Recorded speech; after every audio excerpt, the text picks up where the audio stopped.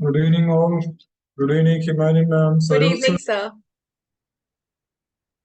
Swarup sir, good evening. Good evening. Good evening. Good evening, Swarup sir. Good evening, Good Biju evening, sir. ma'am. Good evening, ma'am. Good evening. Good evening, all. Yeah. I think Biju sir is preparing to invite Himani ma'am. Right, sir? Yeah. Yeah, please.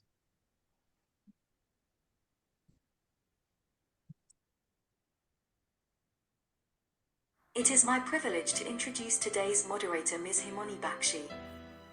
Ms. Himani Bakshi, an educator holding a master's degree in English from Lady Shri Ram College, Delhi University. She has been in the field of education for a decade.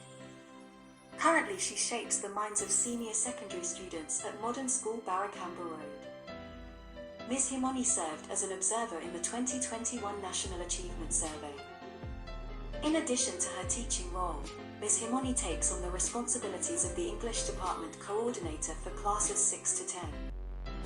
She actively promotes holistic learning and is deeply involved in co-curricular activities within the school. Hearty welcome to you, Ms. Himani. Please proceed.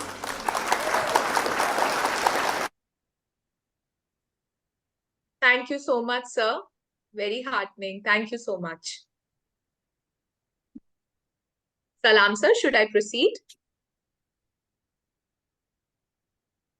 Yes, please proceed. Yeah, thank you. Yes, sir. Good evening, everyone. Greetings from Extra Mile.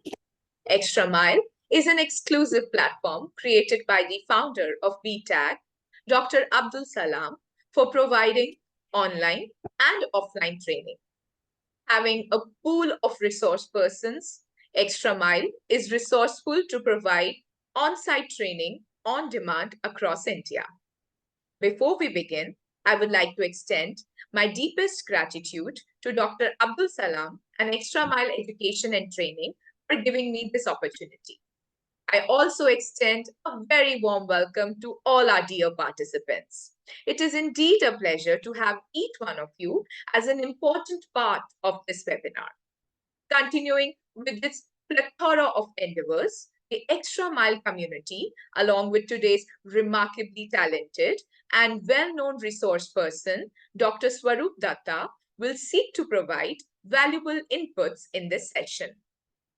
Decoding the CBSE secondary and senior secondary curriculum for the academic year 24-25 is crucial for educators, students, and parents alike.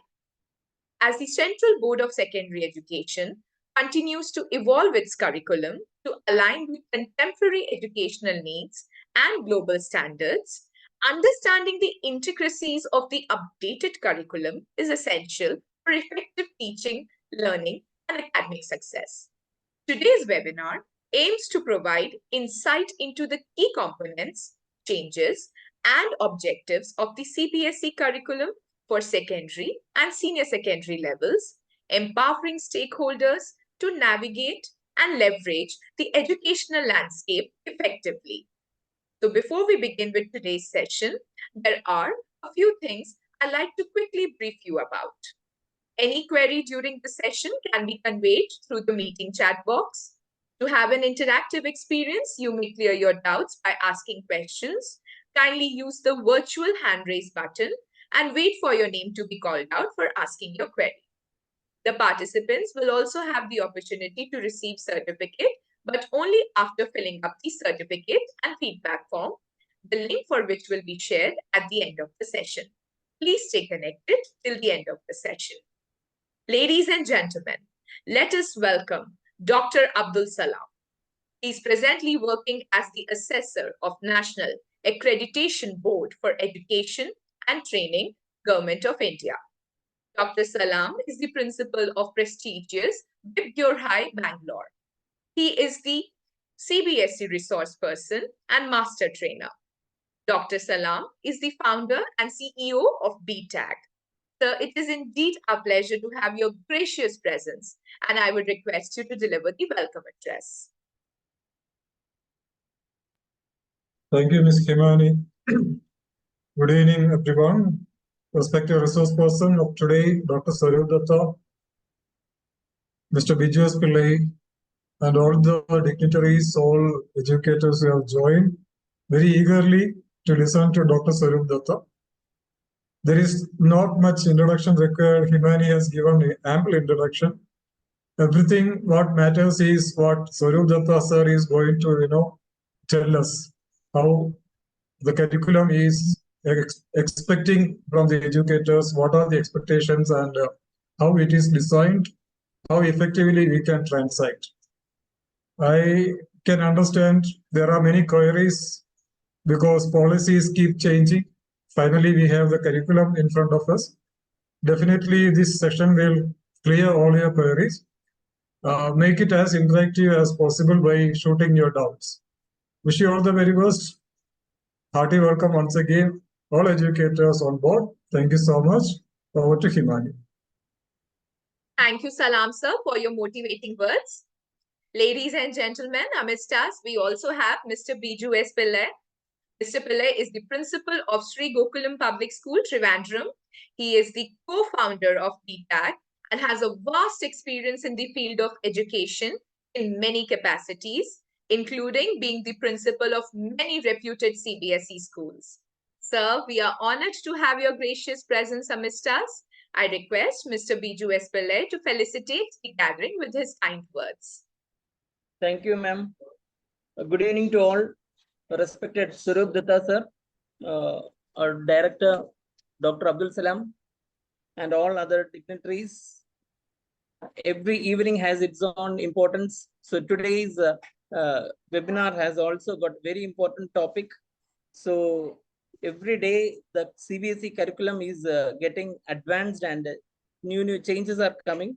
So on looking into the holistic approach, flexibility and dynamic, how we can focus on the skill development and well-structured syllabus, continuous and comprehensive evaluations, how it can be done. So related to all these different topics, we the educators will be having n number of doubts where it can be cleared by our expert faculty, Swarup Dutta.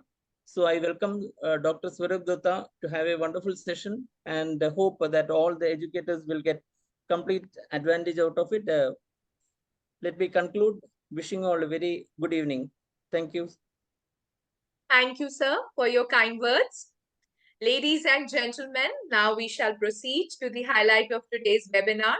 Today, amidst us, we have very talented Dr. Swarup Dutta. Dr. Swarup Dutta, MSc, B.Ed, BHMS, is the principal of MSM English School and Junior College in Malkapur, Maharashtra. He holds the prestigious role of Zonal Training and Coordinator and Master Trainer for CBSE, covering Pune and Thiruvananthapuram. As the CBSE City Coordinator for Buldhana District, he is the founder president of Buldhana Sahoday School Complex and a member of the CBSE Affiliation Review Committee. Dr. Dutta also serves as an advisor for Zoom Class Technologies and is a mentor for Vikram Sarabhai Science Foundation and CEIR Global. With over 2 decades of experience as a corporate trainer and inspirational speaker, Dr. Datta's career is highlighted by becoming India's first school principal to attain the status of a Master Black Belt in Lean Six Sigma Quality Management. He is a certified Green Belt, Global Career Counselor, and Law of Attraction Master Practitioner. His diverse expertise includes being a professional English trainer, authoring a grammar book series called Syntax, and overseeing organizational transformations in various fields. Dr. Dutta has trained thousands of corporate employees and teachers, championing a shift from the pharmaceutical industry to the educational sector. He has received notable awards, including the Young Scientist Award in Homeopathic Science and the Singhania Education Excellence Award. As a life and consciousness coach, Dr. Dutta provides high-quality education to rural schools in India, having prepared training modules and worked with prestigious institutions both within and outside India.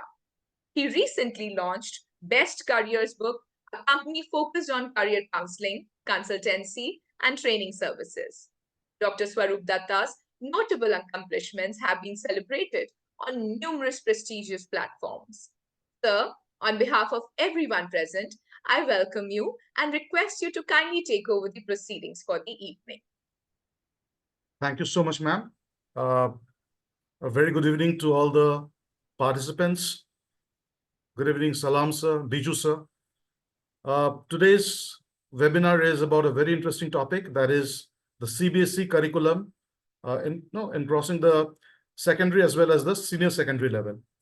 So let me just share my screen with you before I start.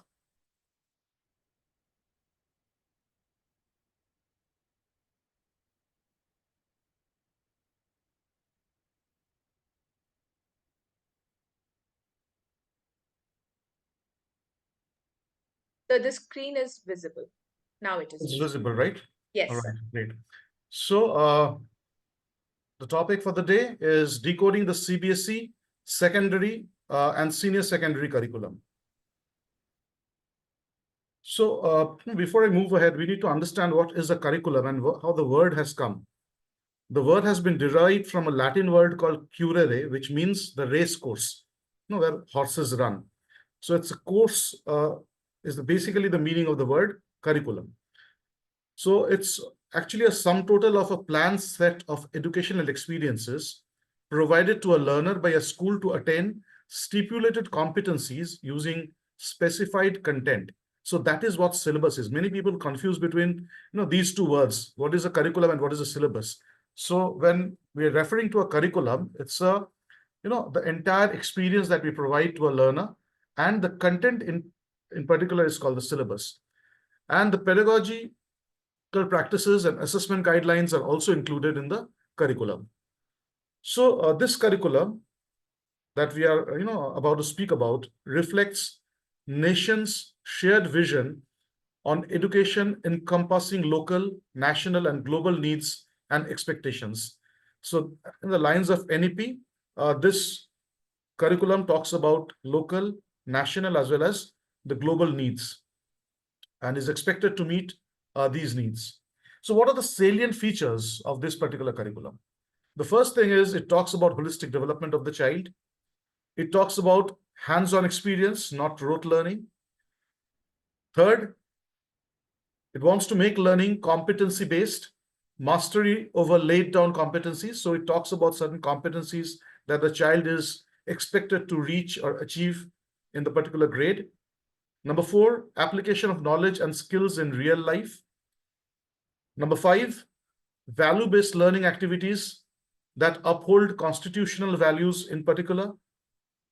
Number 6, it promotes 21st century skills, life skills, financial literacy, digital literacy, health and wellness, road safety, citizenship education, disaster management, and multilingualism. It also talks about how to integrate innovation in pedagogy. We are talking about innovative teaching methodologies. It talks about promoting inclusive practices, enhancing and supporting learning by different types of assessments, strengthening knowledge and attitude related to livelihood skills. So, this curriculum talks about livelihood skills, that we need to train the children and, increase their knowledge or strengthen their knowledge in terms of how to earn a livelihood. The point number 11 is it fosters multilingual and multicultural learning and national understanding in an interdependent society. So we're talking about multicultural, learning, multilingualism. And of course, the number 12 is integrate environmental education in various disciplines. So these are the salient features of this particular curriculum. It also talks about we need to understand that this curriculum has to also be correlated with something that is published recently, that is the NCRF guidelines. And when we talk about NCRF guidelines, this curriculum should also keep in mind the number of hours or the number of credits that are to be earned at each level. We have already conducted a webinar on National Credit Framework earlier. And you can see over here, it starts with the 5 years of foundational level, 3 years of preparatory, 3 years of middle, and 4 years of secondary level. So senior secondary and secondary is merged together in the NEP as a secondary level, though we demarcated between 9th and 10th, which is called secondary, and the 11th and 12th, which is called the senior secondary. So you can see very well that in the senior secondary and the secondary level, the number of credits that to be earned are 40 credits. So these are 40 credits means 30 hours is 1 credit, so 1200 hours per year. So in a circular published recently on National Credit Framework, the subjects have been assigned with certain credits and credit points. So this is a brief overview of the same, where language 1 and 2 has been allotted 7 credits each. Math, science, and social science, these 3 subjects also have 7 credits. Health and physical education, 3 credits. Art education, 2 credits. And then optional 6th and 7th subject may be given 7 credits each as well. So this is the grade 9 level. And in grade 11, there's 1 language. And then the second subject will be a language 2 or an academic elective. The subject 3 will be an academic elective or a skill elective. Subject 4, again, academic elective or a skill elective. And subject 5, again, is an academic elective and skill elective. So these 5 subjects will carry 7 credits each, whereas health and physical education, 2 credits, work experience, 2 credit, general studies, 1 credit, and any optional subject that has been taken in the language, academic, or skill domains will carry 7 credits. This is a sample mark statement, which you need to be aware of, that how the mark statement should be published once the credit system comes into play. So the theory, the practical, the total marks, the grade, and the credits. So this is how it has to be shown. The same thing is applicable for grade 11th. The theory, the practical, the marks, the grade, and the credits. Now let's move to the secondary curriculum. Now we have to understand that what are the subjects that we need to, a student need to opt for at the secondary level. So as you can see, there are 2 languages, language 1 and language 2. Then there are 3 mandatory subjects, social science, maths, and science. The 6th subject can be an optional subject, which can be a skill subject or an elective subject. The 7th subject can be again an optional subject, which is the language 3.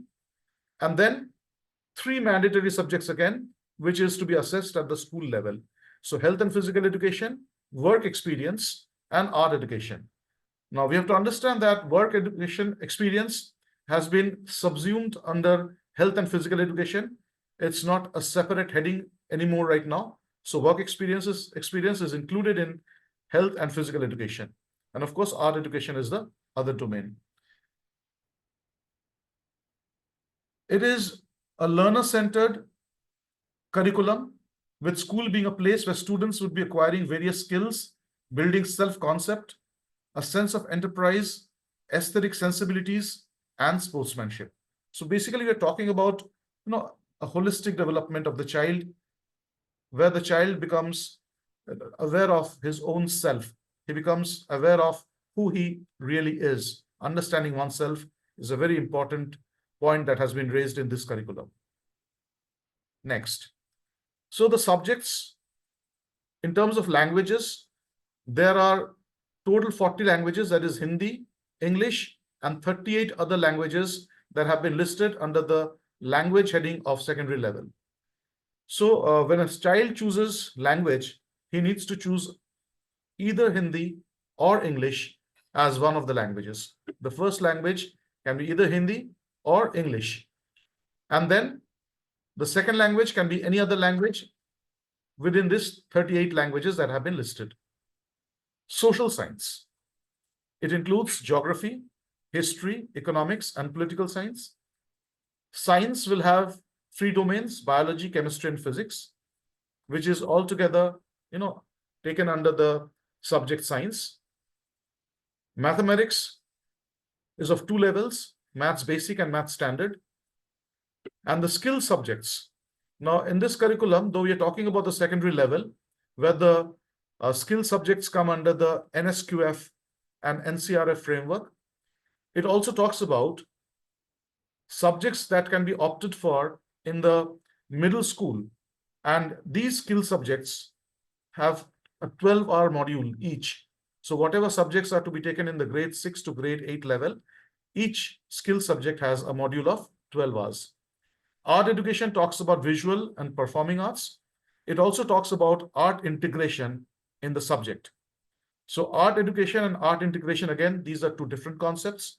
Whereas art education talks about the technical side of art, art integration talks about a subject that has to be taught with the help of art.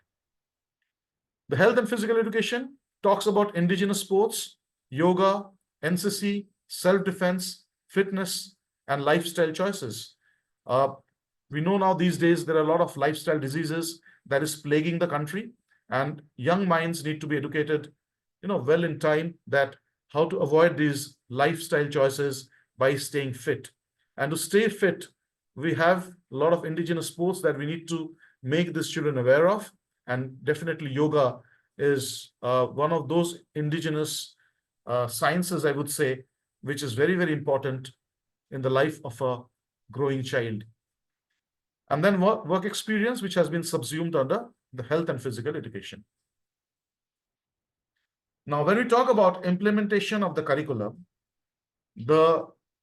curriculum recommends formation of a school curriculum committee. Now, what is a school curriculum committee? A school curriculum committee it will be formed with teachers from each area, and they define activities for pedagogical practices, evolve a plan of assessment and mechanism of feedback and reflection, and ensure that it is implemented. So one teacher from each of these subjects, including health and physical education, including art education. So all these teachers have to be brought together, and they will form a committee, and that will plan the pedagogical practices and evolve plans of assessment also.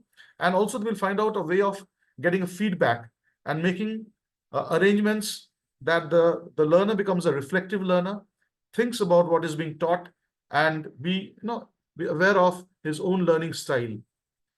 It also talks about the curriculum committee will take care of the textbooks and ensure that age-appropriate textbooks are prescribed at the school level. And it talks about the affiliation bylaws, point number 2.4.7, where you can see I have taken this picture from the affiliation bylaws directly. And the point number 8 talks about that the school may prescribe NCERT textbooks in classes and subjects in which these have been published by the NCERT. Extreme care should be taken in the selection of books of private publishers so that there is no objectionable content that hurts the feeling of any class, community, gender, or any religious group in society. Now, as you see, the point number A specifies very clearly that NCERT books are preferably to be prescribed. However, the schools may opt for private publications as well. But while choosing private publications, they need to be very, very careful about the content of these books. And the point number B talks about what needs to be done in case you are choosing a private publication. So it talks about the school shall put a list of prescribed books on its website with the written declaration duly signed by the manager and principal to the effect that they have gone through the contents of the book prescribed by the school and own the responsibility. If a school is found prescribing a book having any objectionable content, the responsibility for such content shall lie with the school, and action will be initiated against the school by the board. Now you can understand how serious this is. So while selecting a textbook, it is to be taken into account that the subject or the curriculum committee ensures that they go through the entire book very thoroughly, check each and every point that it does not really hurt any religious sentiment or any gender sentiment or a community sentiment. And this has to be uploaded on the website, and the principal and the manager is not a paid employee of the school. In affiliation language, the manager is someone who is a part of the school management committee, who is a part of the governing body of the school, management body of the school. And a manager is an employer rather than an employee. So age-appropriate textbooks are to be prescribed, and it has to be NEP compliant. So the school can design different formats where they analyze the textbooks and select the best one for their schools. And if you're selecting NCERT, then you do not take these measures because NCERT books have been already checked by the government level. Now, when we talk about pedagogical leadership, this curriculum also talks about pedagogical leadership. Now, a principal, what is expected from a principal, this curriculum also talks about that. So it talks about how the principal becomes a pedagogical leader, and he's supposed to lead, guide, and support teaching and learning. Every activity of the school should be mapped to educational competencies. Now we are talking about competency-based education. At every level, the child is expected to reach or achieve certain competencies, and competencies are nothing but skills that the child needs to develop. It's not like something that the child memorizes and rote learning. So the skills that the child is expected to develop in himself or herself. So every activity in the school should be focused towards this development of competencies. Then it talks about the pedagogical leader also to prepare the annual pedagogical plan. So when we talk about the annual pedagogical plan, I'll go a little bit deep into that a little bit, but let's look at the other points first. Promote innovative pedagogy and integrated pedagogy. So innovative and integrated pedagogy, these are the terms which is coming forward since the time the NEP was published. So we are talking about different ways of teaching which will make the child learn, not in terms of memorize the subject, but they are supposed to get or imbibe the competencies that we intend to give to them. Ensure joyful learning, develop school-specific resources for teaching and learning, ensure capacity building for teachers, be up to date with new ideas and tools. So the pedagogical leader needs to be a very up-to-date person with new ideas, new tools and techniques that has come out. For example, if artificial intelligence is growing, a pedagogical leader needs to know what is a ChatGPT and what are the other AI tools that can be used at the school level. And then, of course, the pedagogical leader should be someone who learned from the best practices of other schools. Now, when we talk about best practices of other schools, it has also been shared in the SQAF, the School Quality Assessment and Assurance Framework, where a school is expected to fill up the self-assessment format of SQAF every year before 31st of December. And all these points that are there in SQAF are best practices that has been lifted from various schools across the globe. And these practices have been shared as a self-assessment format in the SQAF. So once you're filling the self-assessment format, you also become updated with what are the best practices and try to adopt those best practices at your school level. Now, there's another interesting thing that this curriculum talks about. Many of you have attended as principals the Pedagogical Leadership Program. N. Maithili ma'am was the author of this book, Pedagogical Leadership. And an extensive training was carried out across the country where some of us, master trainers, we trained other principals to become pedagogical leaders. And there was a format that was prescribed by the APP committee, the Annual Pedagogical Plan Committee. And this handbook contained that format. But however, this curriculum talks about no structure or format of APP, as the board respects educational autonomy of every school and expects each school to prepare its own unique plan. So it's a very clearly written line now that you need not follow the format that was given in the annual pedagogical plan. If you want to design your own format, you can do that, and it can be particular to your own school. And this plan should be implementable with realistic timelines that should include administrative inputs and detailed pedagogical aspects.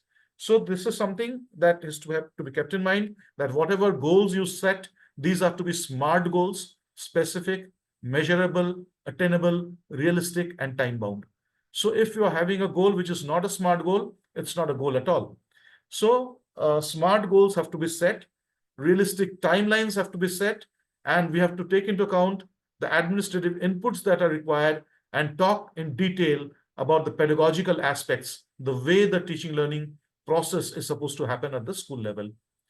It also talks about, under the pedagogical leadership, that the pedagogical leader and all the school teachers need to ensure that no labeling of children is happening as slow learners or bright students.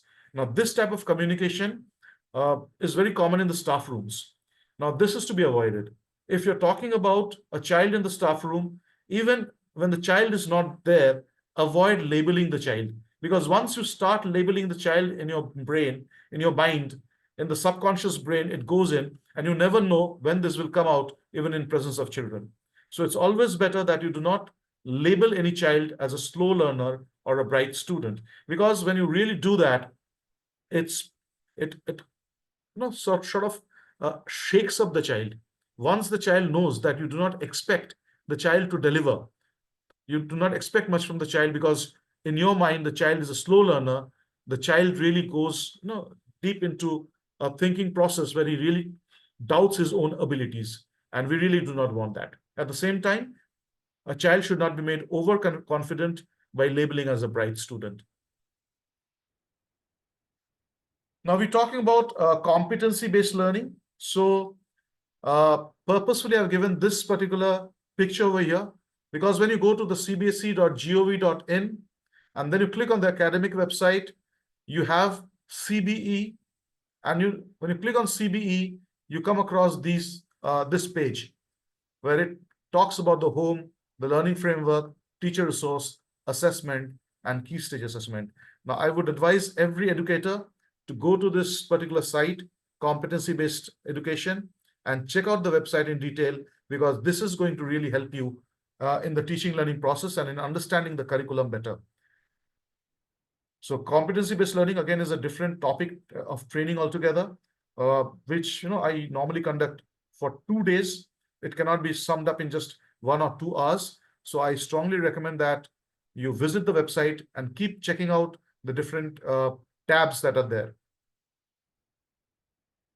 So in competency-based learning, student demonstration of desired learning outcome as central to the learning process. And learning outcomes are mapped with assessment. This has to be kept in mind. Now, when we talk about what is competency, and in a very easy term, the way I explain is, for example, we were checking so far that we want to make a child learn how to ride a bicycle. So far what we were doing is asking the child write an essay on how to ride a bicycle. The child is writing an essay on how to ride a bicycle, and the essay gets 9 out of 10 or 10 out of 10, because the child has really written the essay very well. He has covered all the points that are required to learn how to ride a bicycle. But when you give a bicycle to the child actually does not know how to ride it. This is the scenario that we are facing right now in the in India. And we have to understand that now, if we really want to make the child learn how to ride a bicycle, we need to stop asking questions like write an essay on riding bicycle, rather give a bicycle to the child and tell him to ride it in presence of the people. So this is something that is competency-based learning, where mastery of the skill is to be taken into account, and the learning outcomes are mapped with the assessment. So if my learning outcome is how to ride a bicycle, it should not be shifted to how to ride a bicycle to how to write an essay.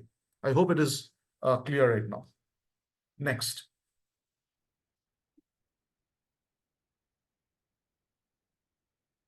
Now you see suggestive mapping of learning outcomes. Again, as I said, when you go to the teacher resources, you will find 2 tabs over here: teacher training course on CBE, which will take you to the Diksha portal. And then you have a tab over here, teachers resources for achieving learning outcomes. Now, when you click on that, you get a list of learning outcomes for different levels. And these learning outcomes are to be kept in mind, and not only kept in mind, even SQA is recommending, that is the School Quality Assessment and Assurance Framework, that these learning outcomes to be pasted on the walls of the classroom so that it remains in front of the eyes of the students and the teacher, because that is the target. As long as the goalpost is not in front of the eyes, you cannot really score a goal. So it's very important that all the learning outcomes need to be in front of the eyes, pasted on the walls of the class or on the board of the class, so that you are constantly reminded of what the child needs to learn, and the child is also constantly checking out what he's expected to learn. So this particular domain is very important. Now this curriculum also talks about the lesson or unit planning. Now there are different ways of lesson planning, starting from Herbacean lesson plan to RCM lesson plan, but we're not going to go into those concepts of different lesson plans. We need to understand in a very simple way what are the components of a lesson plan that is expected from a CBSE teacher. So the lesson plan should talk about specific learning outcomes, and these learning outcomes should be in terms of action verbs, not something that is written in a vague language like the student will be able to understand, the student will be able to remember. So instead of understand, it's more, you can shift to the language of students will be able to explain, the students will be able to demonstrate. So these type of action verbs are to be used so that learning becomes more objective and then subjective. So something that is visible, something that is measurable, that is specific learning outcome. And then it's supposed to talk about the pedagogical strategies, what type of teaching methodology you're supposed to use. And you need to have all your B.Ed knowledge of different strategies of teaching, starting from lecture method to demonstration, all different methods, questioning, everything that you learned of. These are to be used in pedagogical strategies. Then it talks about group activities, experiments, hands-on learning. So hands-on learning is again something that this curriculum is strongly recommending. It talks about interdisciplinary linkages. Subjects should not be taught in isolation. Subjects should be taught as interdisciplinary components. So in the real life, subjects do not exist in isolation. Whenever we are doing a work in the real life, different subjects are all combined together, and the child needs to be given a flavor of that from the school level itself, so that he understands very clearly that all the subjects that he's studying are related to one another. And this lesson plan is supposed to also infuse life skills in the child, infuse values in the child. So whenever we are conducting an activity, whenever we are teaching the child, we are talking about experiential learning, we need to keep in mind the experience that we are giving to the child should also include life skills and a good value system. It talks about inclusive practices. Inclusive practices is very, very important as per CBSE in the last few years, to the extent that the school building is also expected to be inclusive. The school has been strongly recommended that at every floor of the school, there should be ramps or an elevator connecting the different floors. The entire school should be wheelchair accessible. The different teaching learning aids should be procured in a way that shows inclusive practices in the school for children who are not able to hear, children who are not able to see, handicapped children physically. So all these inclusive practices are to be kept in mind. The lesson plan should also talk about feedback and remedial teaching plan, a feedback mechanism which is missing in most of the schools. So once the lesson has been transacted, just check, is there a feedback mechanism to understand whether the learning outcome was delivered to the children or not? So these feedback forms might be designed by the school in terms of exit slips. It can be a Google form, and various other innovative ways can be made to design a feedback mechanism of the children where they help the teacher understand how much the children have learned. Next, assessment items for measuring learning outcomes. So when we talk about assessment, in my last webinar on assessment practices, I spoke in detail about how the assessment should be, and it should be valid and reliable. So validity and reliability should be very high, fairness should be high, and it should measure what it is expected to measure. So, and the last point, but not least, is resources, including ICT. So it's a world of technology these days. So the lesson plan needs to include technology as well. You cannot leave out technology and design a lesson plan that the way we were doing in the last decade. It's a new decade, it's a new century. And you need to understand that a lesson plan should have some component of ICT as well. Now, this curriculum also talks about the classroom and the school environment. It talks about the school to be made a no anger zone, no junk food to be permitted in the school, activities from daily life, observation within the classroom, school, and surrounding. So the activities that are to be done at the school level are to be taken from activities that we see around us and to be replicated at the school level or inside the classroom or inside the school or going to a place around the school. So these activities are to be done at the school level. Encourage presentations and reflections after activity. So after every activity, there should be a reflective practice. There is a large cycle where the learning outcome and then assessment, this activity, and then reflection. So reflection is a very, very important thing where the child is made to think what has been done as an activity, what are the learnings that he need to take from that, and what are the things he can think in a different way and go ahead. Critical thinking and communication is also a part of this particular curriculum. It talks about higher order thinking skills. It talks about 21st century skills, and it talks about peer learning. So as you see, this is a poster that I picked up from the net. KV number 1, Kolaba, Mumbai. Smile and stay calm to make this an anger-free zone. Avoid anger. It creates fear, disrespect, humiliation, and hurt. So posters like these can be put across different places of the school to ensure that the children understand what an anger-free zone is. And it's not applicable only to the children, but also to the teachers. This curriculum also talks about 21st century skills. Now, in 21st century skills, there are 3 different domains that I would like to address. The learning skills, which include critical thinking, creativity, communication, and collaboration. These are the 4 C's. Literacy skills include information literacy, media literacy, and technology literacy. And life skills include flexibility, leadership, initiative, productivity, and self-awareness. Now see this point, self-awareness is very, very important. Unless the child is aware who he really is, he cannot perform to his optimum level. Next. Now we will talk about the scheme of studies in secondary level. Now, as you see over here, if you look at the right panel, right column, I would say, the group, there are different groups of subjects. So there is a group A1, group A2, group L, and group S. So different subjects have been listed under these groups. So as you can understand, the group L is basically the language group. So subject number 1 and 2. So as I said earlier, the language 1 has to be either Hindi or English. So the language 1 can be Hindi or English depending on the medium of the school. So when we talk about the medium of the school, if it's an English medium school, it will take English. If it's a Hindi medium school, it will take Hindi. And that is the same thing that we write in the board exam answer scripts. When it talks about the medium of instruction or medium of paper, that time we need to understand that are we an English medium school or a Hindi medium school, and according to that, write the subject option over there or language over there.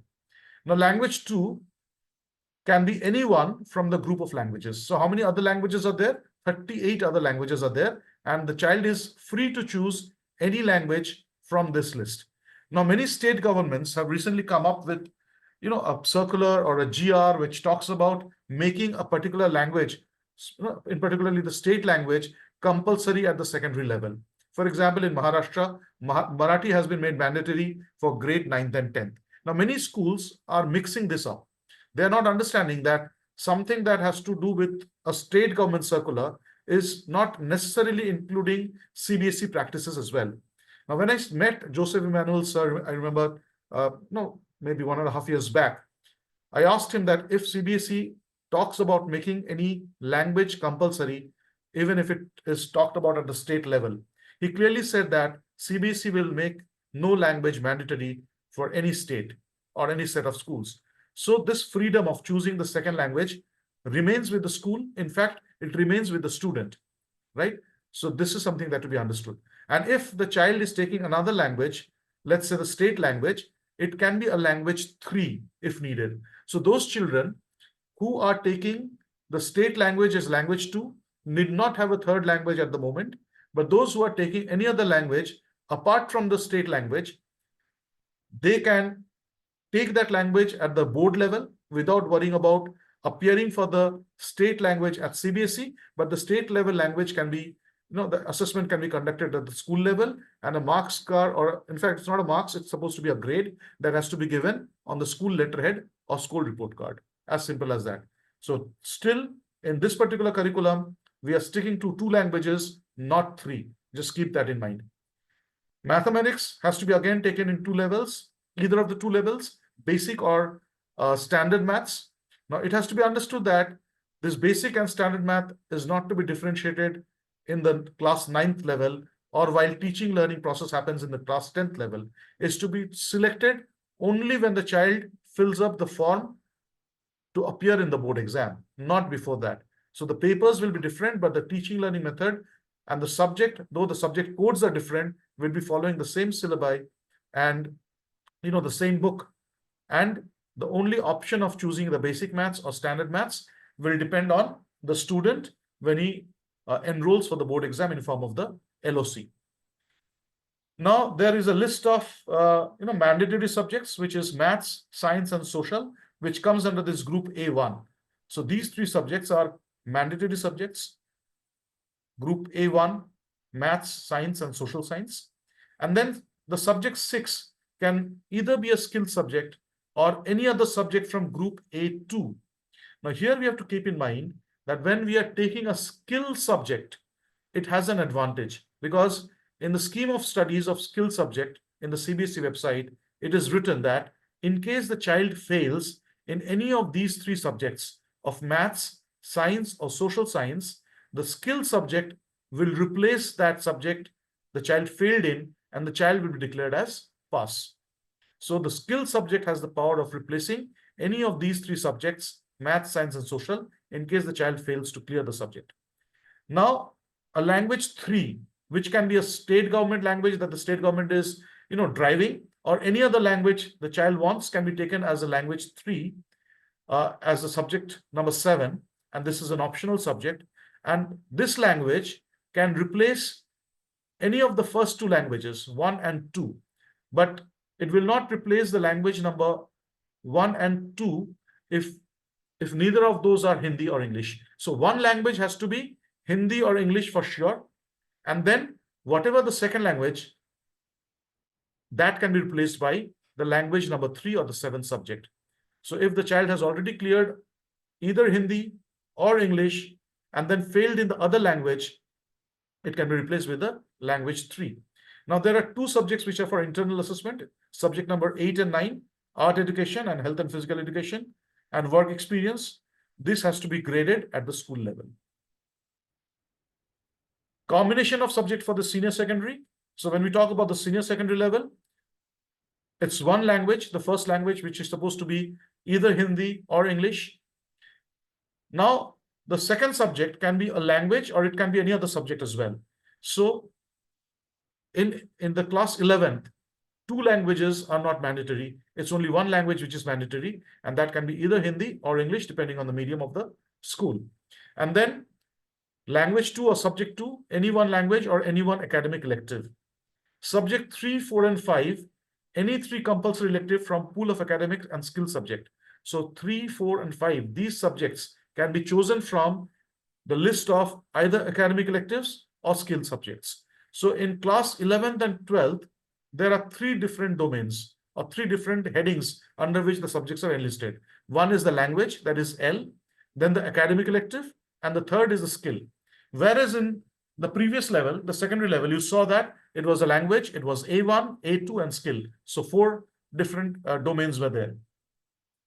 So health and physical education, work experience, and general studies are again compulsory subjects and to be assessed internally only. Scheme of studies for senior secondary, subject number 1 can be Hindi or English core, or Hindi and this English elective or English core. Subject 2 can be any subject from the group L or any elective. Number 3, 4, and 5 can be from academic electives or skill subjects. Subject 6 can be again any elective or a language from any subject group. And 7 to 9, health and physical education, work experience, and general studies are to be assessed at the school level only. So you see over here 1 language and 4 subjects.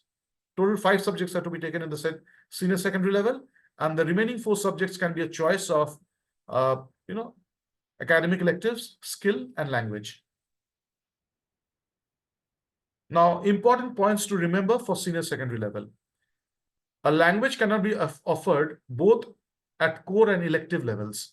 So if someone has chosen Hindi core, which is subject code 302, cannot choose Hindi elective as well. So core and elective levels are a mismatch. So once you've selected any of those, you cannot select the other one. So you can choose either core or elective. Similarly, English elective is 001 and English core is 301. You have to choose one of these. And again, there are a few subject combinations where you need to choose one from the choice that are given over here. So between business studies and business administration, you can choose any one of those. Informatic practices, computer science, and information technology, any one subject from these three. You cannot have two or all these three together. So only one you need to choose from these three subjects. And again, mathematics and applied mathematics. So that is 041 and 241, any one in the senior secondary level. And similarly, in the secondary level, either basic maths or standard maths. Now, another very important thing that you need to understand in the senior secondary is when you're filling up the registration form or the Excel sheet of the registration, the first 5 subjects in chronological order during registration, or that will be appearing in the mark sheet as well, are considered as main subjects. So even if you take 6 or 7 subjects in the senior secondary level, the first 5 that you fill up while you're filling up the form, while registering the child, so it will have subject number 1, subject 2, subject 3. In that drop down, the choices that you make are the main subjects. So this is where the schools commit mistake. They do not follow a chronological order while registering the child, and that is an absolute disaster, because it is very clearly told that the first 5 subjects while registering are to be considered as main subjects. And if a candidate takes 6 or 7 subject, percentage, pardon the spelling, it is mistyped, percentage to be calculated as per institution in which the candidate is seeking admission in. So when you have subject number 6 and 7, many schools try to design work out the percentage based on their own understanding. But it is to be understood that wherever the child is applying for admission, the percentage calculation for the 6th and 7th subject, whether they will be taken into account, whether they will be calculated at all, or they will be totally left out, will depend entirely on the organization or institute where the child is seeking admission in. So here you cannot tell that CBSE has a policy and try to push it to the admitting organization. They will not be accepting whatever you have to say, because they will have their own rules and they will calculate the percentage accordingly. And most of the institutions I've seen, if there are 6 or 7 subjects, they take a perfect aggregate of all the 7 subjects together. They do not necessarily follow best 5 or something like that. Now, 6th subject will replace any of the 5 subjects if the student fails, and if he passes either in Hindi or English. So one of the subjects that the child needs to definitely pass is either Hindi or English, and then the remaining subjects can be replaced by the 6th subject if the child passes in the 6th subject and fails in any of the previous 5 main subjects. So 6th subject has an advantage for sure. So many schools who are not offering the 6th subject, that has to be kept in mind. Similarly, in subject combination, English language and literature 184 and English communicative cannot be taken together. Hindi course A and Hindi course B cannot be taken together. Computer applications, that is 165, information technology 402, artificial intelligence 417. You cannot take these subjects together. You have to choose any one of these. And an additional 7 subject can be a language, and that language will be replacing any of the 2 languages that the child has appeared for, and if he fails to clear it. So 7 subjects can be given to a child even in the secondary level. Now, when we talk about basic and standard maths, there is a very important thing that we need to understand. Sometimes we insist that the child takes basic math because we fear that the child may fail if he takes a standard math, right? But then the child and the family at times objects that no, we do not want to take basic math. We want to go for standard maths. So here, this explanation has to be kept in mind. You can take this screenshot of this particular slide if you want, which is very, very important. See what happens if the child passes and fails in these subjects. So example, the child takes basic maths, the standard maths, and passes it.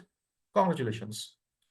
If the child takes standard maths and fail in standard maths, in the compartmental, the child can choose either standard maths or basic maths.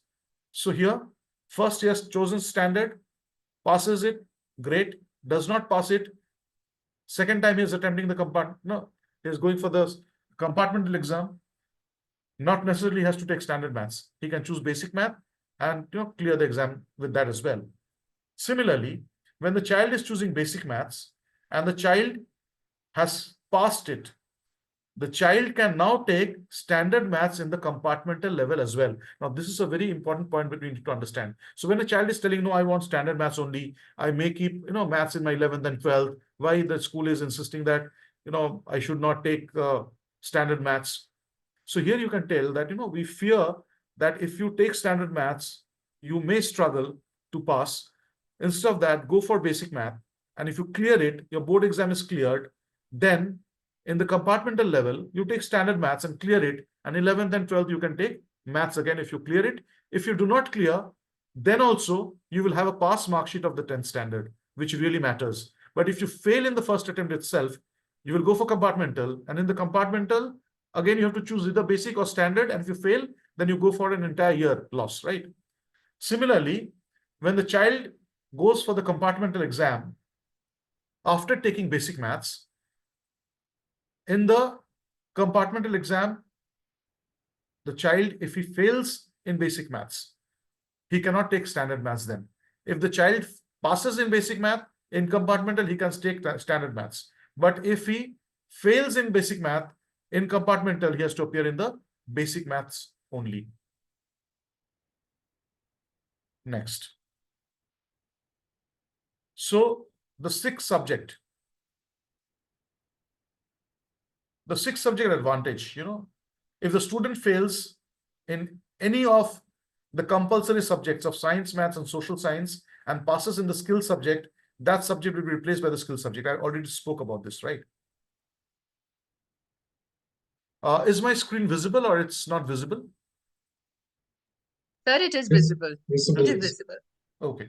It shows screen sharing paused, so no problem. So if a student fails in any of the languages out of the first 5 subjects, that is language 2, it will be replaced by the 6th subject if the 6th subject is taken as a language or the 7th subject is a language. Now we are to talk about something again very important, that is exemptions for children with special need. Now, when we talk about subjects that are to be taken for children with special needs, you can see over here, it's talking about only one language instead of 2.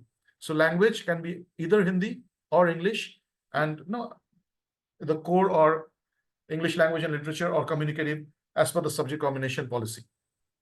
So it is to be taken in the group L level, group L. The group L is the languages. So group L, A1 or A2, and S, except automotive. So the child can choose any one language, or the child may be given the flexibility of choosing a subject from A1 or A2. Sir, the screen is probably not showing if there is something that you're presenting. If you can reshare. That's what I was wondering. It's showing paused. Yeah, yes. I'll do it. If you could just reshare. Yeah. Is it visible now again? Just hold on. I think it is probably taking a little while to load. Yes, sir. Now it is. Now it is visible. Okay. Let me just go to the slide where we were. Yes, sir. Basic and standard maths, and then this one. Yeah. So again, it's visible now? Now it is visible, sir. Right. Yes, sir. So you can see over here now, exemptions for CWSN. The first one can be a language, and then the group can be group L, and any other language, any other subject can also be given to the child from group L, group A1 or group A2 and S, except automotive. So language 1 is compulsory. The second subject can be a language or any academic elective. The subject number 3 can be any subject from A1, A2 and S. So 3, 4 and 5 can be any subject from A1, A2 and S, which basically means that the child is free to leave out the 3 compulsory subjects that were in grade A1, that is science, social science and maths. So these subjects can be replaced by 3 different subjects, which can be music, which can be skill subject as well. So what are the subjects that are considered in the A2, you can have a list of the subjects in that curriculum. You can go through the list, and very clearly it will be giving you the list of subjects that are there in A1 and A2 level. So, one language and 4 subjects from any of these A1, A2, and skill subjects. Optional subjects, any one subject from A1, A2, and Group S, except automotive. Language 3 can be the 7th subject, just like we have spoken earlier. But again, if the child is not taking this language, it can be any other subject other than L1 and L2, or in the skill subject domain as well. And art education and health and physical education will remain same. So basically, when we are talking about CWSN, you have to understand one language can be taken by the child, and the remaining 4 subjects, or if you want to take up the 6th and the 7th subject also, the choice can be given from the groups A1, A2, and S. So it's a very big choice the child is getting. Need not take math, science, or social science as compulsory subjects. So exemptions for CWSN has been given under a circular, which is CBSE CORD 112233, published in 2019, 12th April 2019. Exemptions. I would strongly recommend every educator should download this particular circular and keep a printout of the circular in their files or on their mobile phones. They can keep a soft copy of that, because this is very, very important. You will be very clearly aware that what are the exemptions that are given to the CWSN, because children with benchmark disability often do not get the facilities because the schools or the educators are not aware of it. So there's a very high need of spreading this awareness, and I strongly recommend schools conduct a CBSE module of inclusive education, which is a 2-day module at the school level, CBSE COE training, and they will be thoroughly updated with these provisions. So exemptions of CWSN have taken a snapshot or a screenshot of that particular circular.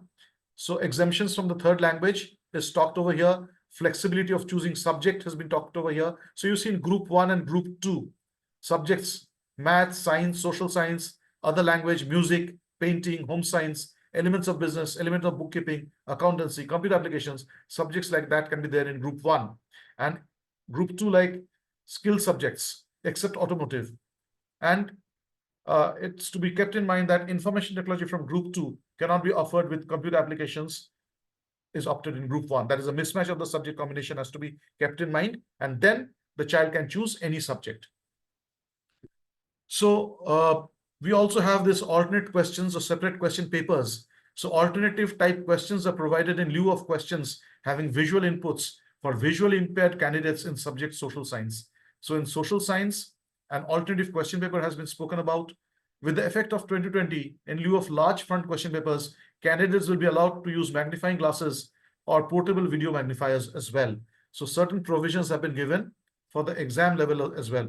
During the exam, the child can use a magnifier, a question paper with large font. This time they have also sent Braille question papers for the children.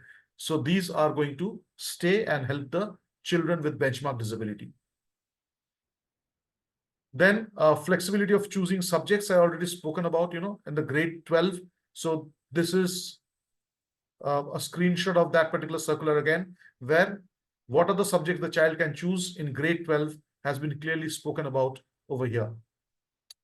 So you can see over here, it's covered under the Right to Person with Disability Act 2016. Separate question paper is also being spoken about in the grade 11th and 12th level, and grade 12 in the board exam. Now, what are types of exemptions that are given to CWSN in the board level? So these are 10 types of exemptions that are allowed, and different disability will have different types of exemptions. Sometimes one or multiple of these exemptions are given to the child.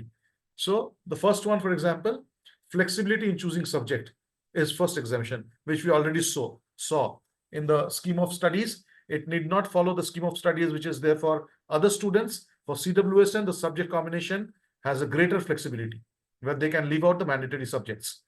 Relaxation for attendance on request. So the 75% attendance mandate that is given from the board may be relaxed for CWSN children. Exemptions in studying the second language. So again, if there are 2 languages in the secondary, exemptions can be given in studying the second language. So there can be only one language the child takes. Because these children, maybe dyslexic children who have problems with languages, they are given these benefits in particular. Then examinations through computers. So certain exams or certain subjects, because of certain disabilities, the children will be allowed to take the exam through computers. Number 5, reader, adult prompter, scribe, and compensatory times. These also can be given as a benefit. Now we see many times compensatory time is given for 3 hours paper. 1 hour is a compensatory time that is given to children with benchmark disability. And as the duration of the paper decreases, the duration of compensatory time is also reduced. Examination room on ground floor. Now, when schools are arranging board exams, if you are a center, you need to keep in mind that for benchmark disability, the board may ask you to conduct the exam in the ground floor for certain children. So do not, forget that. At times I've seen the schools arranging the exam hall in the first or second floor, and they're running the normal classes in the ground floor. And then when a child comes with benchmark disability, it becomes a problem. So keep this in mind. Keep at least one room free in the ground floor where children with benchmark disability can be accommodated in case it is mentioned in their admit card or hall ticket. Number 7, in the subjects where practicals are involved, theory papers of same marks can be given. So where practical subjects are there, like let's say physics, chemistry, or something like that, and the child, because of benchmark disability, cannot perform the practicals, same mark, that is 30 marks, theory paper can be given to these children as well, where they don't need to do the practical, they will be attempting a theory paper. Number 8, permitting assistive devices during exam. So assistive device can be magnifiers or any other assistive device which is technological device, and these devices can be prescribed with the advice of doctors. Number 9, options for skill-based subjects. So as you saw in the scheme of studies, the child can choose 1 language and 4 skill-based subjects as well, instead of the mandatory subjects that are normally taken by other children. And then the number 10 is waiving off of the registration fees. This is also something that you need to keep in mind while registering the child. The waiving of the registration fee can also be an option. Now, there is a very clear tabular representation of the same thing in the circular that I mentioned previously. Now, what are the date lines that you need to keep in mind?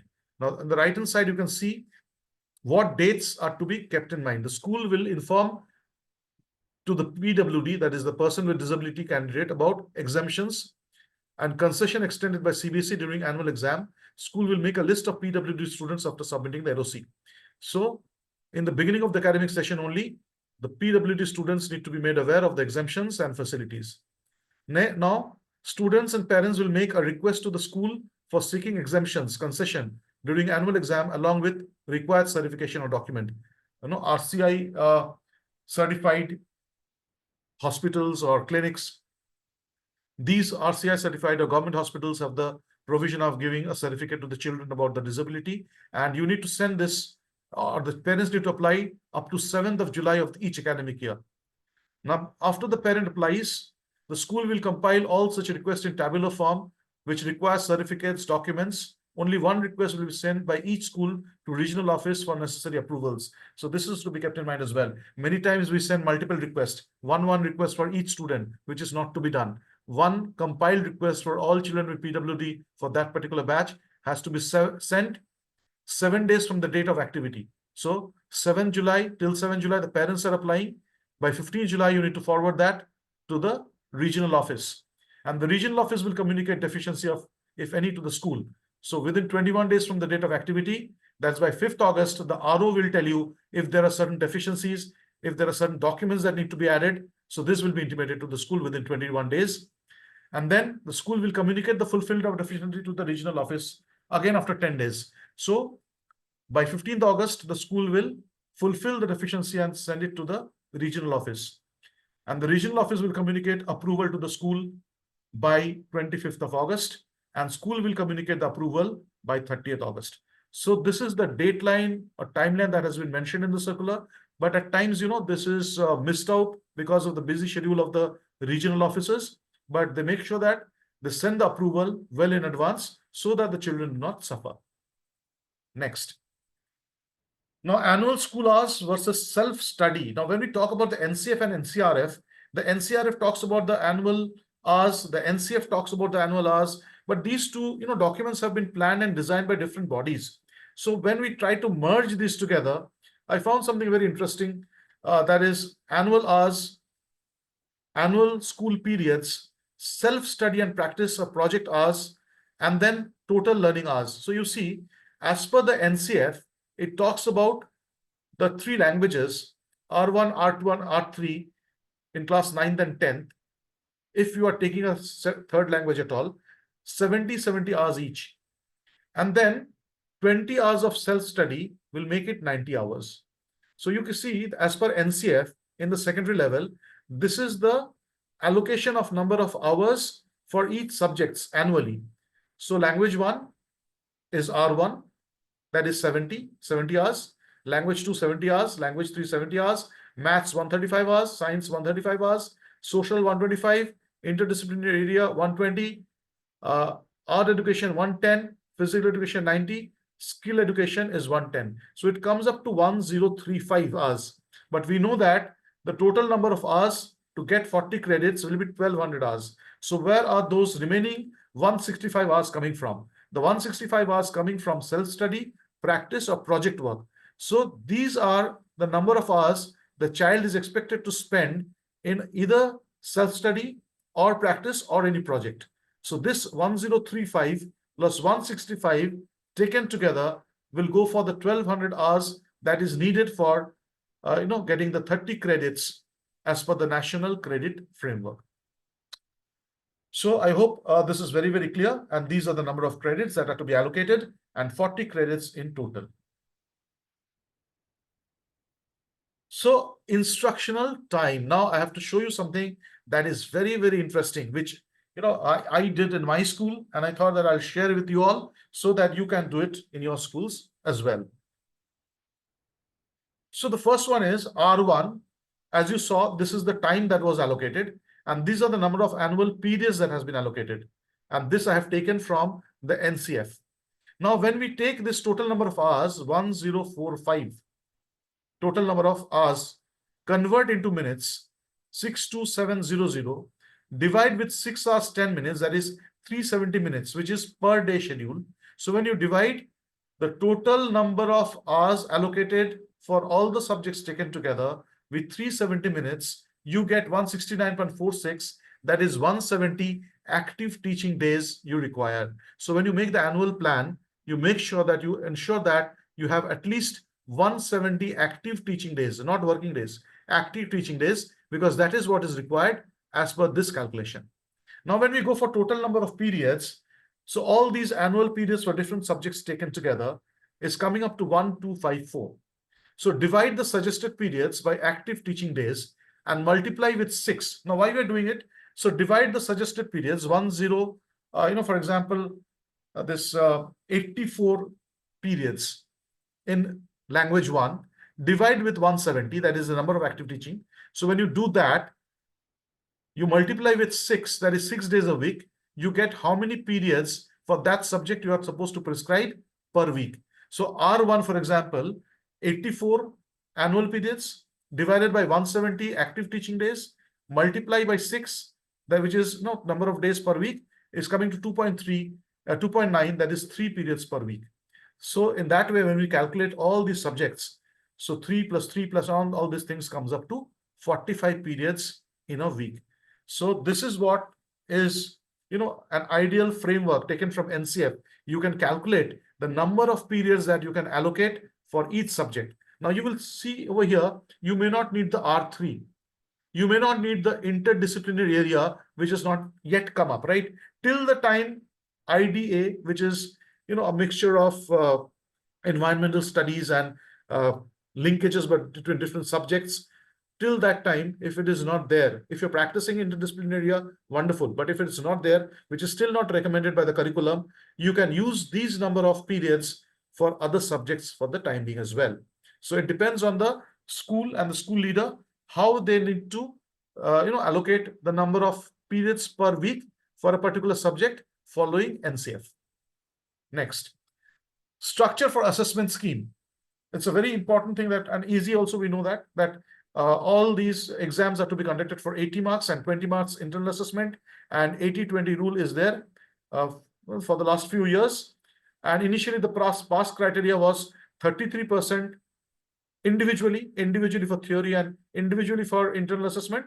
But with this particular circular dated 27 Feb 2018, passing criteria was relaxed for one time, but it is now still continuing, where you need to ensure that taken together, that is a board exam and the internal assessment taken together, the child needs to score 33%. Next, structure of the assessment scheme. It's being spoken about right now, progressively allowing more space to learning outcome based assessment in place of textbooks. So rote learning is to be taking a back seat, and progressively allowing more space to learning outcome based assessment is to be done. Question papers to have more questions based on real life situations, requiring students to apply, analyze, evaluate, and synthesize or create information as per the stipulated outcome. So we are talking about higher order thinking skills of Bloom's taxonomy. Then we are talking about core competencies to be assessed will be from prescribed syllabus. So though we are going for competency based assessment, but we are not going to go beyond the syllabus. It is to be restricted within the syllabus, but whatever concepts and competencies that has been pronounced by CBSE and NCERT, within that domain we will be going for competency based questions and assessment. Now this is a circular that is published very recently, 3rd of April this year, and you can see every year CBSE comes up with the circular that what is a change in question pattern in the board exam for that academic year. It announces in the very beginning of the academic year. Now, if you see in the class 10th level, 9th and 10th, the 3 different types of questions are there. That is competency focused questions, MCQs or case-based questions, source-based integrated questions, or any other type. 50% weightage was there. And in this also, in this new academic year, it remains 50%. Selected response type questions, which is MCQ, is 20%.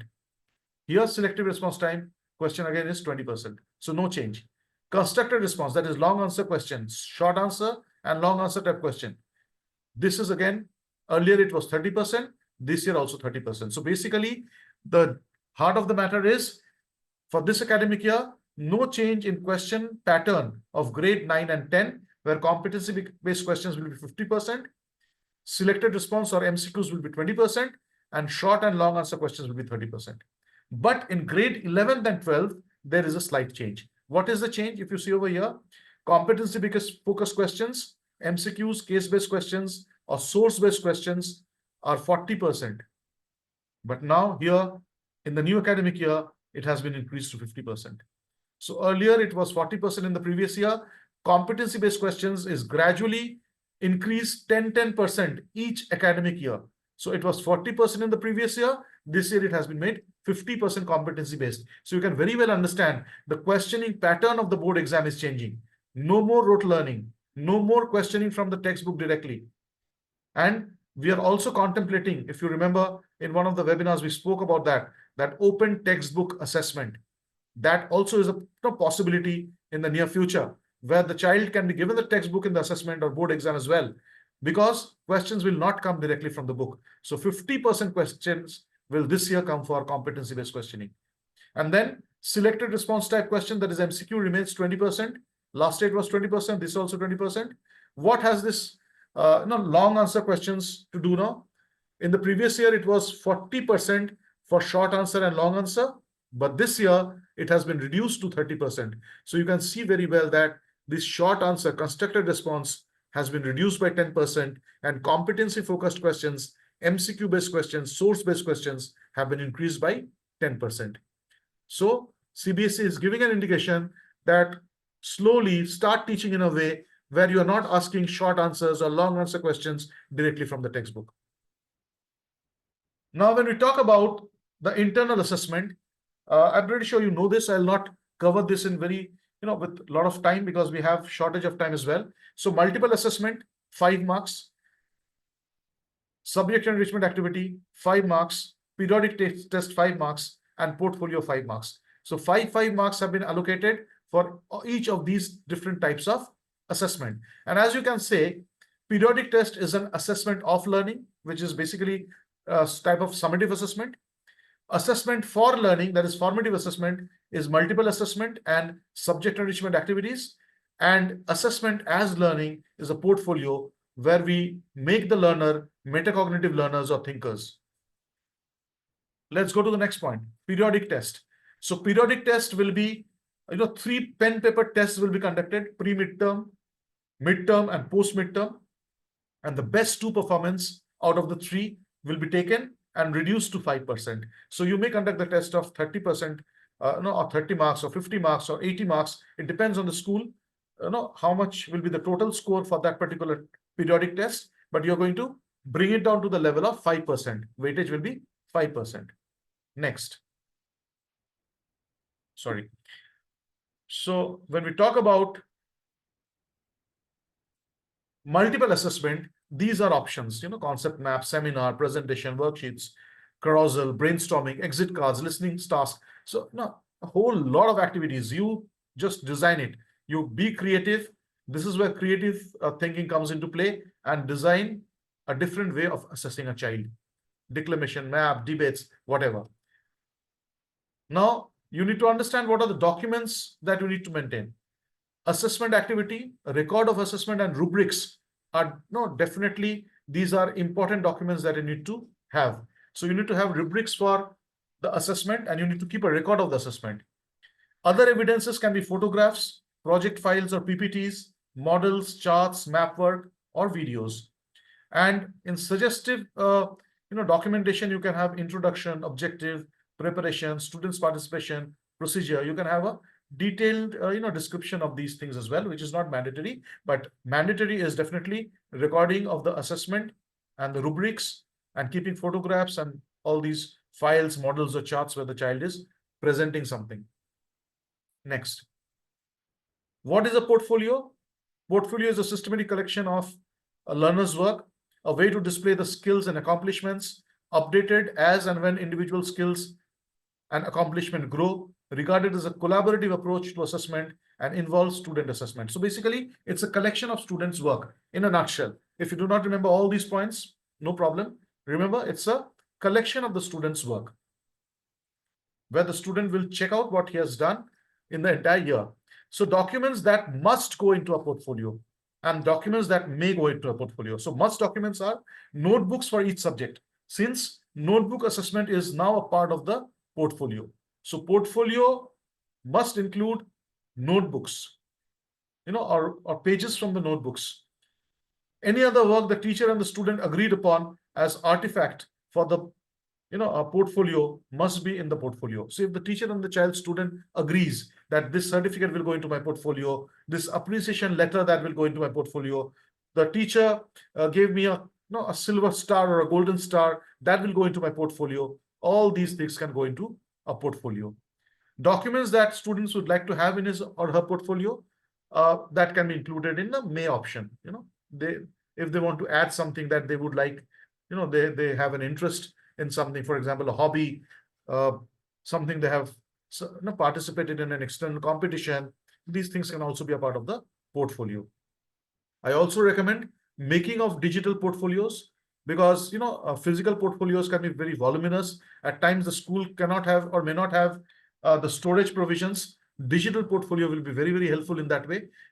If you are aware how to make a digital portfolio, wonderful. If you're not aware, I have a YouTube channel. You can Google me up, Dr. Swarup Dutta Education, and you can search digital portfolio in Google, digital portfolio by Dr. Swarup Dutta. You'll get that video. You can find out how to make a digital portfolio and use it. It will save a lot of space, and it will be a non-destructible portfolio. So elements to judge the portfolio, which is given in the curriculum: organization, neatness, creativity, visual appeal, completion of guided work focused on specific curriculum objectives, evidence of students' growth, inclusion of relevant work, that is, completeness of the work.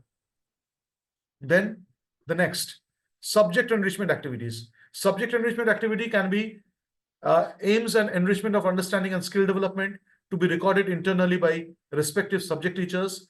Languages, activities aiming, equipping the students to develop effective speaking and listening skills. So ASL activities can be done. In maths, laboratory activities, science, practical work, lab work, social science, project work. These can be subject enrichment activities. Elements to judge the portfolio. I've already spoken about that. No. Next, health and physical education consists of 4 strands. You can download the health and physical education manual, where strand 1 talks about athletics and swimming, team games, individual games, adventure sport.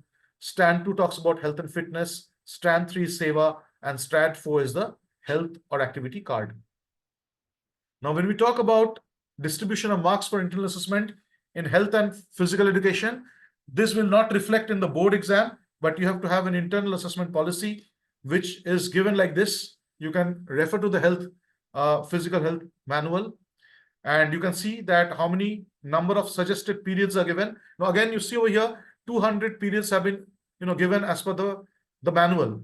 But if you noticed a moment ago when we were covering the allocation of periods, these many number of periods are not given for physical education. So now we need to make this compatible. The number of periods that we are giving for physical education has to be as per NCF guidelines, because this was published before NCF, this manual.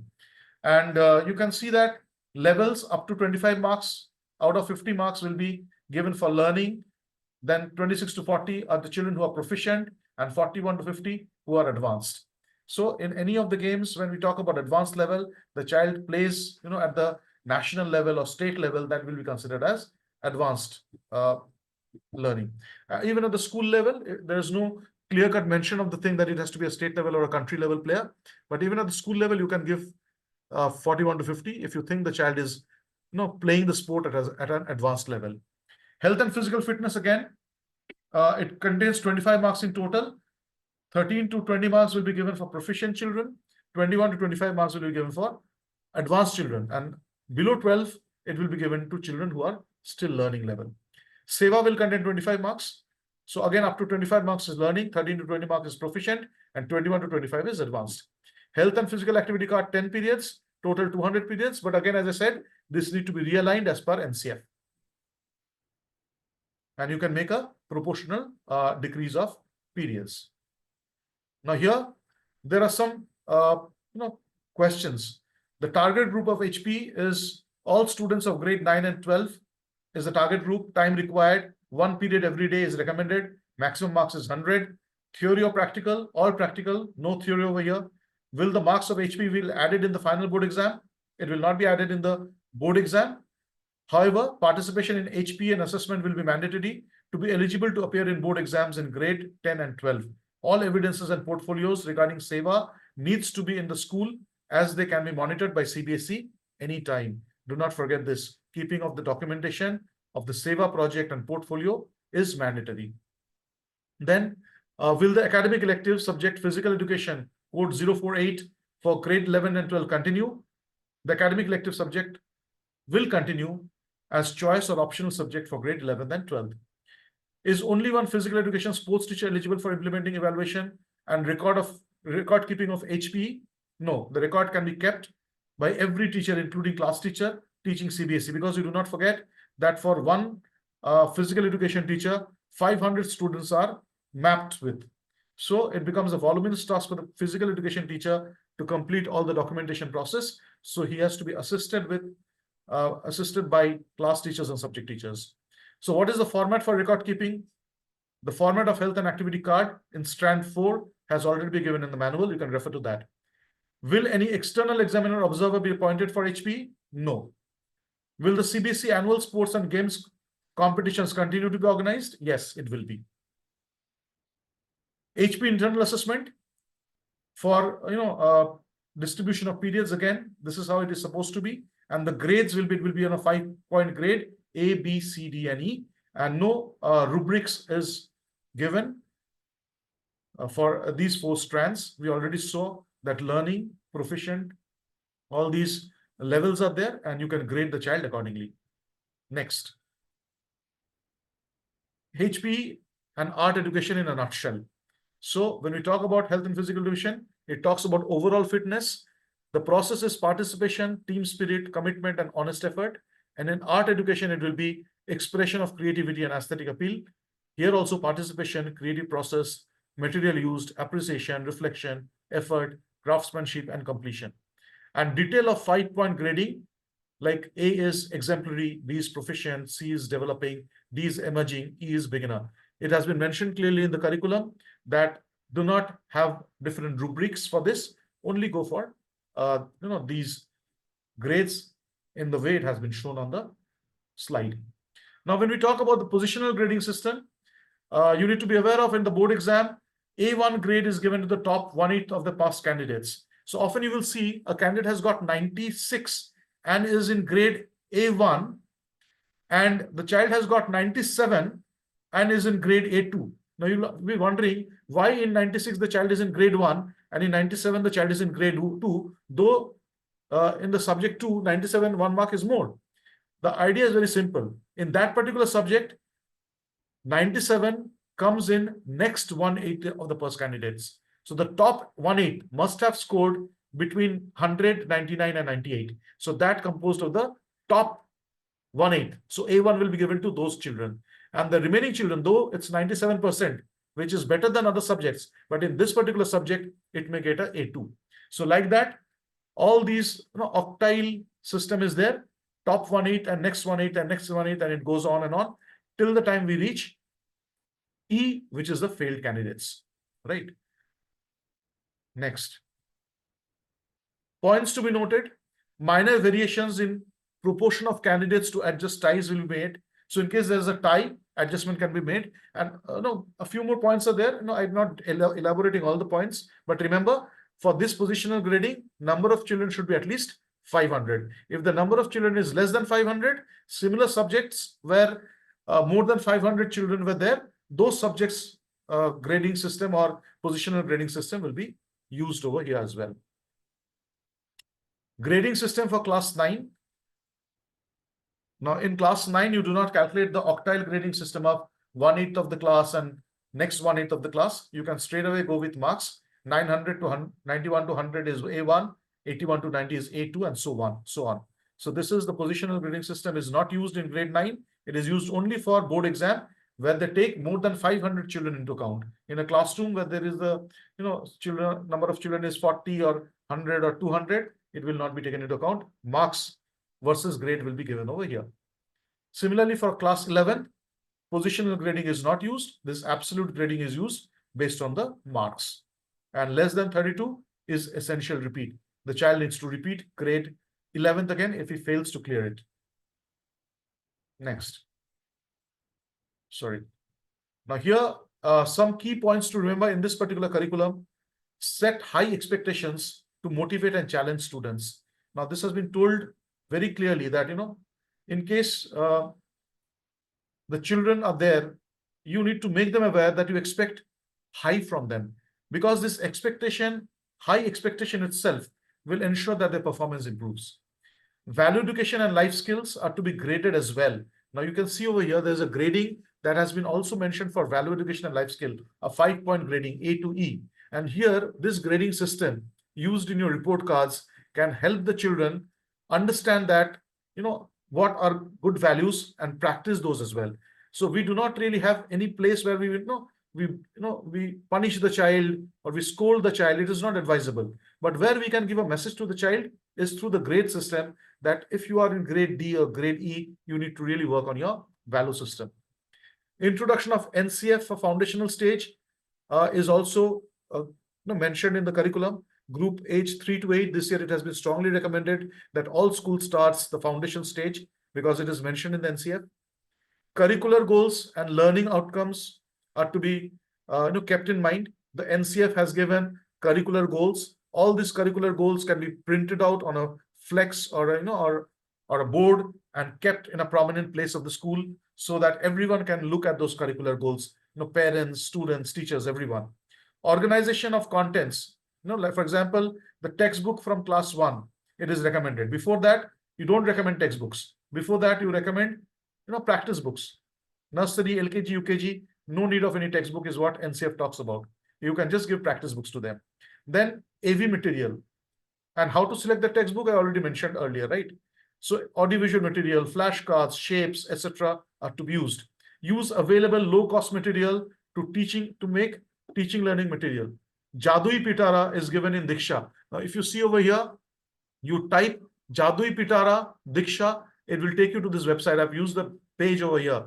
The exact page that you get when you log in to Diksha portal, Jadui Pitara, and you have these different, different tabs like books, cards, charts, this puppets and posters, guidelines. All these things are there. You click on these and you get all these items, and you can download and print these items and use in your classrooms. So Jadui Pitara has been made available by CBSE, available in the NCERT Diksha website, and you can use those freely. This curriculum also talks about Prashast. Prashast is a handbook where you have a disability screening system.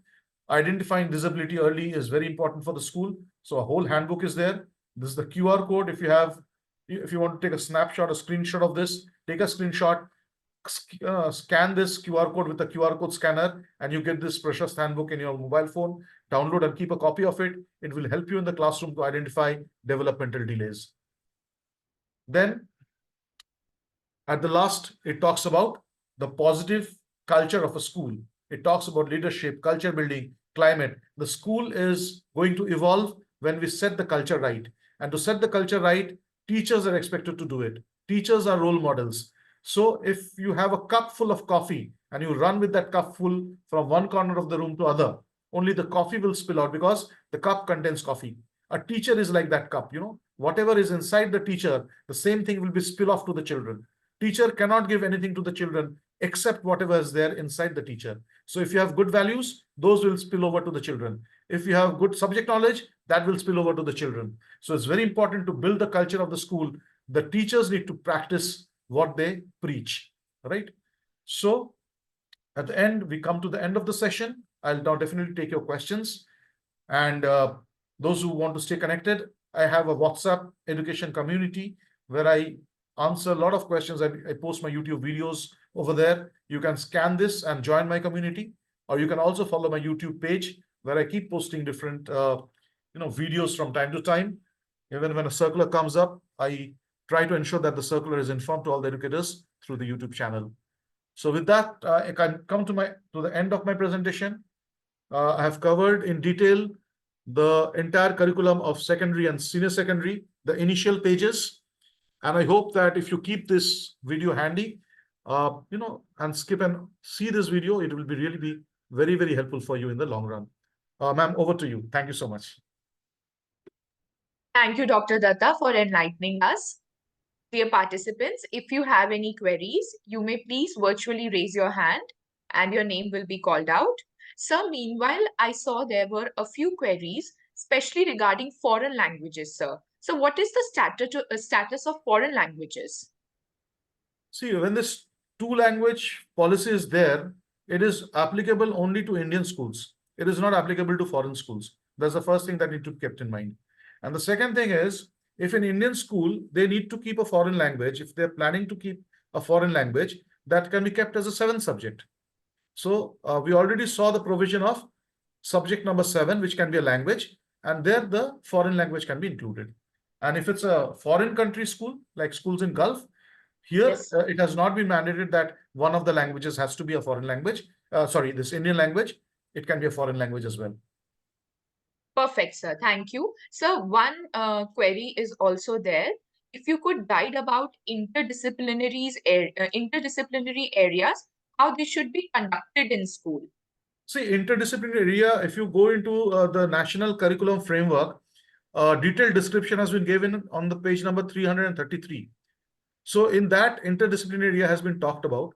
And in that, what you have to understand is, it's a combination of all the subjects. So certain activities are to be conducted in school where, you have the languages, you have the sciences, you have the social studies. For example, let's say a visit to a dairy farm. It can be an activity of interdisciplinary area. So when you go to a dairy farm and you observe the process of pasteurization, it's science. Now, when you come back and report about that, it's language. when we calculate the total amount of milk that is produced in a dairy farm and how many packets of 500 ml or 1 liter will be, packed, that's mathematics. So this is something like, interdisciplinary area where you go to a place and find out that all the subjects are working together. It's not existing in isolation. So interdisciplinary areas can be activities like that. And in the days to come, more activities will be, updated to the educators from time to time, and they can refer to those, ideas from CBSE or NCRT and use those. Great, sir. Thank you so much. We have an educator, Mr. Ravi. Could you please unmute yourself? Good evening, everyone. Good evening. Ravi from Bangalore, sir. Yes, I sir. have a doubt that language policy, it will applicable from this academic year, sir, like grade 9, third language. Right. A very important question. As I told earlier, CBSE curriculum, if you have seen the scheme of studies, in grade 9th and 10th is speaking about only 2 languages. In these 2 languages, one will be definitely English or Hindi, and the second language can be any of the languages from the remaining 38 languages that CBSE has to offer at the secondary level. Similarly, in grade 11th and 12th, it's going to be 1 language, and this language can be either Hindi or English, and the remaining 4 subjects can be from academic electives or from the skill subject module. No, it will applicable from this academic. This year. See, two language was always there. We have to understand that CBSE did not make any change in the curriculum as far as the language is concerned. What was expected from NCF, if you saw my slides that I showed a moment ago, I showed that in the NCF it is mentioned R1, R2, R3, 3 languages. But the 3 language formula is still not started. What is mentioned over here? Right now in the board level, 9th and 10th, only 2 languages. But in the days to come, we will see 3 languages will be there in the board level as well, which is most likely to start from 25-26. So this has to be kept in mind. But this year, board has not gone ahead with the 3 language formula. But what is the 3 language formula as of now? That every child should have 3 languages at least till grade 8. If the child fails to clear all these 3 languages in the grade 8th level, he has to appear in the grade 9th and try to clear it. If he fails to clear it in the grade 9th level, then again in the grade 10, the child can appear in the school level and clear the 3rd language. So what it means is that the child should be clearing the 3 languages at least in the grade 8 level. And in certain states, like I mentioned Maharashtra, it has been mentioned now, the child needs to appear for Marathi in the grade 10th level, not in the board exam. If the child has chosen Hindi in the board exam, not a problem. But he needs to take Marathi at the school level and study Marathi and appear for the assessment. And that has to be, assessment has to be graded, not marked. So a grade has to be kept and that has to be mentioned. The assessment record as the grade record as well. But if the child is taking the 2nd language as Marathi, he need not take a 3rd language this year. But in the years to come, probably in the very next year, we can see 3 languages in the board level as well. I hope it's clear. So now also there is an additional language as optional. Yes, 7th subject. 7 subject. So 7th subject, if the child wants to take, he can definitely take it. But at times, the schools and the child is a little reluctant because additional subject means additional study. And he has to focus on now, 6 or 7 subjects instead of 5. 6 subject is strongly recommended for those children, who are, chances of not clearing any of the 3 mandatory subjects are there. From the school point of view, to get a good result, a 6th subject is strongly to be recommended. But apart from that also, what I find is, the days that are coming are days of artificial intelligence and computer science. So I strongly recommend my students in my school and the schools that I visit, that even if you are not fearing that you will fail in any of the mandatory subject, take the 6th subject, because it will help you to stay connected with something that you have to do for a long, long time. If you're taking medicine or engineering, you have to go for AI or computer science or information technology. Do not get detached from these subjects. So one skill subject will be really very helpful. And as a language, of course, 7th subject can be again chosen. And the option of the best 2 language to be considered while calculating percentage, the chance of also that is there. But again, if you are able to take the additional load of studying 6 or 7 subjects instead of 5. Yes, sir. So thank you so much. We have another query. The educator's name is not flashing. iPhone, I can see. Yes. Good evening, everybody. Good evening, sir. Good evening. My name is Varsha. The query is regarding the foreign language only. There is a bit of confusion going according to the NCF. They are making 2 native languages as a compulsion, and the third language would be any foreign language, where English is also considered as a foreign language now. So, like in the schools going on, English is first language. Okay. Then I'm from Maharashtra. So Marathi is one language and French another language. So they are considering second language as a French and third as a Marathi. Would this pattern be fine, or there will Absolutely. be changes, or No, there will be as you changes saw, like this- they will be taking Hindi? No, as you saw in the scheme of studies, if you've taken the language 1 as either English or Hindi, so you've taken English, right? So the language 1 criteria is met. Now, language 2 criteria is any other language from the list of 38 languages. So if you take Marathi, that is fine. If you take, if your school is located in India, then preferably you should be taking an Indian language, which is not mentioned this year anywhere in the curriculum. But in the NEP and NCF, it is being talked about that to promote Indianism, in grade 12, one of the language has to be 2 language formula will be there in grade 12, and one of the language should be an Indian language. Similarly, in the grade 10th level, 3 languages will be there and 2 languages can be Indian languages. Now, this is what has been told in the 3 language formula that was spoken about. But right now, this year, we are following only 2 languages. So you can choose English and Marathi. And if you want to take French, you can take as a 7th subject. So I can take a language can be taken, French language can be taken as a second subject in the coming years as well. Yeah, see, right now, coming years, we are not sure because coming year, the board might come out with a new policy. But what recommendation is done by the NCF is that in the coming years, 2 languages will be from Indian origin because we are trying to promote multilingualism in India.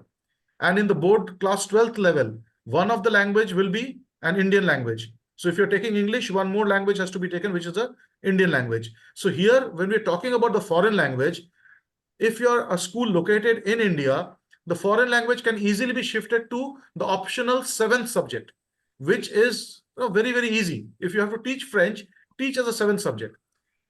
And if you have students from abroad, for students from abroad.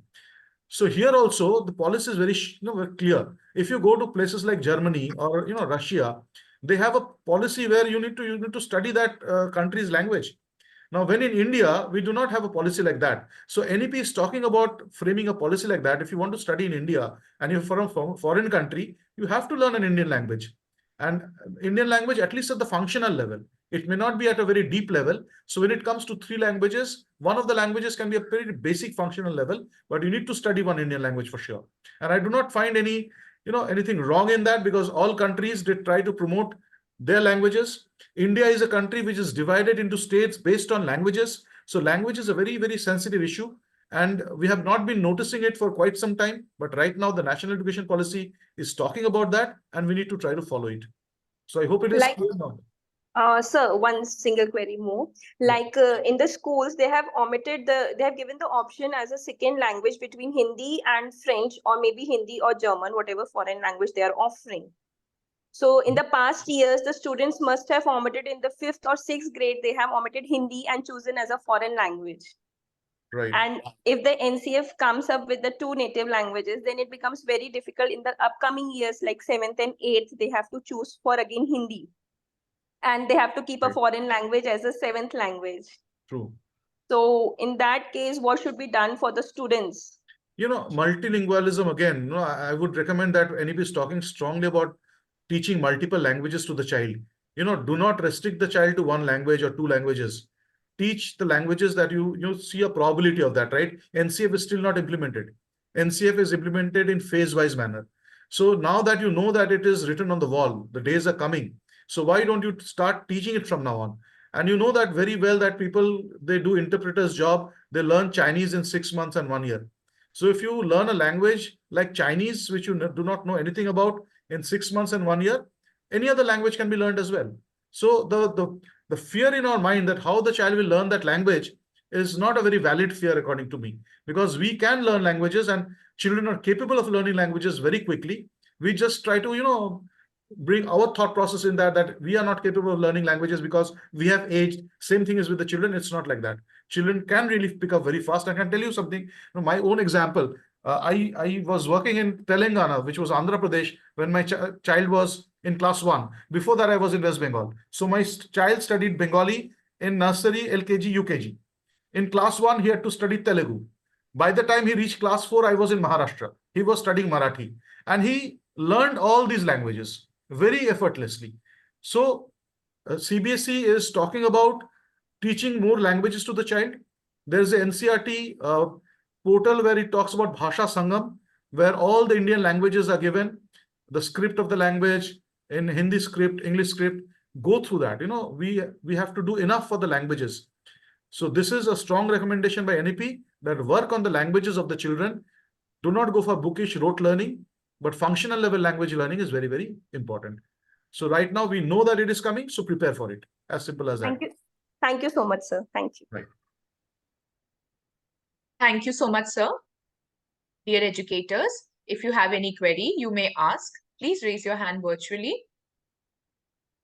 Salam, sir. I think we are good to go. Yeah, we have done. Yes, sir. You can Sir, go. should I proceed with vote of thanks? Yes, rapidly. Yes, sir. I would like to extend our gratefulness and appreciation to Dr. Swarup Dutta for enlightening us with boundless discourse. I'm sure we will apply all these tenets in our teaching methodology, and we will ensure that our young learners reap maximum benefit out of it. Dear participants, kindly note the link for certificate and feedback form has been already posted. You're requested to fill up the form with all the necessary details.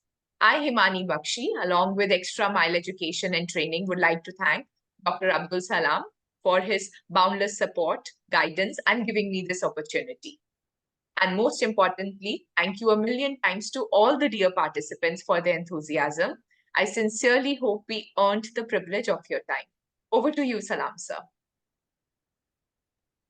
Thank you, Himani ma'am. As usual, wonderful job. Thank you, sir. By Dr. Swarup Dutta and Himani ma'am. In fact, Extra Mile is very happy to have this particular session because it is going to be a reference for all educators. Actually, I was looking forward to such a session. Wonderful job, Dr. Swarup Dutta. You have researched very well, very well. Yeah, thank you so much. And definitely all the educators, the forum was full.